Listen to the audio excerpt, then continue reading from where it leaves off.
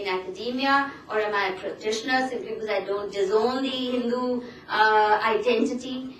Who am I? Which category would I belong to? So this binary, of course, to my mind, is ridiculous. Not only ridiculous, but the fact that today in 2010, we are even debating that they need to be brought together, that we need to be constantly in dialogue with each other, to me is a surprise, because to me that is testimony that academia has failed in its primary obligation. That if it is not to be in constant dialogue, it needs to ask itself, how did it get away with it? How did it not even consider it worthwhile to do so? So in that sense, and today, the reason, and that's my final sentence, I think the reason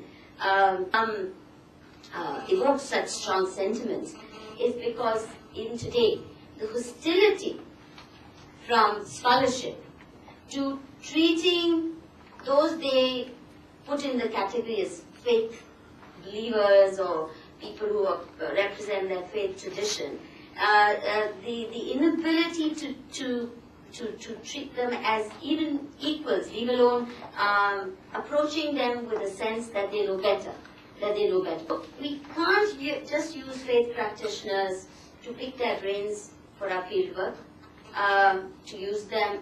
I know that you're saying we shouldn't be doing that, but the fact is that even today, in academia, that place is being yielded inch by inch, very grudgingly, and only to a select few, and only those who somebody can certify, they are okay, they are kosher because they are not Hindutva, or they're not really that far.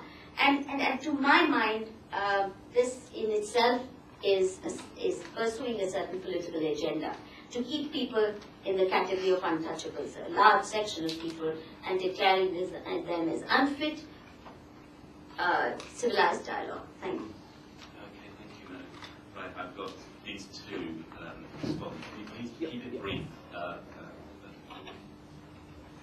I wanted to ask Maya, the distinction which you make between practitioners and scholars.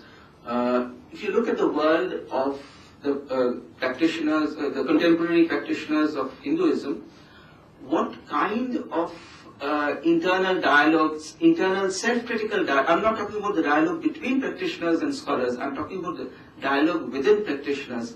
In contemporary Hinduism, does internal critical dialogue exist? Do they have those protocols, or have those internal critical dialogues died out and they do not have the protocols? There are many strands of Hinduism. It appears they are tolerant, but it's more indifference. People don't bother about others. So, correct me if I am wrong, and if I am right, what is the reason that the protocols of internal critical dialogues have died away? Well, I'll make a very brief point. I think the fundamental question is, ultimately we are all seeking for knowledge. What is the highest instrument that you have for seeking knowledge? If it is reason, and nothing but reason, I think it's a colossal waste of time to try to seek spirituality and have faith. Only an ass will have faith if there is nothing else beyond reason. If there is something called spirituality, I cannot see how reason can fully explain that thing. Because it could. If it could, then there is no need to spirituality. Do everything by reason.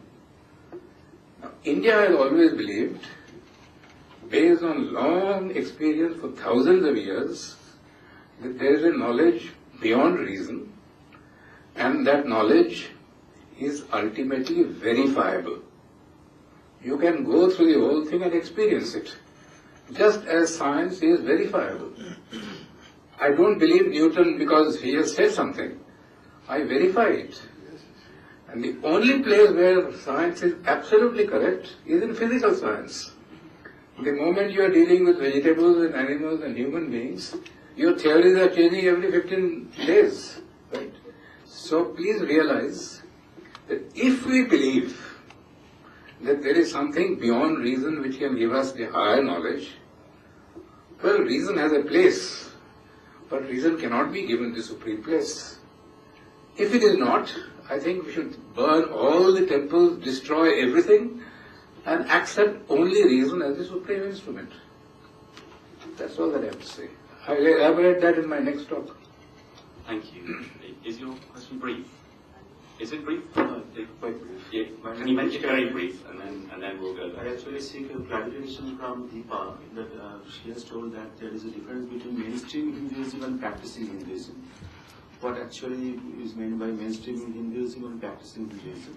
And the next point I want to make that I don't want to trivialize her actually reference to California textbook controversy, but there is a nationwide controversy in India, particularly after the NCERT textbooks came out on writing history in India, and I think the episode of the saffronizing the history textbooks in India. And there is, I think, the politics of accepting and politics of rejecting the textbooks.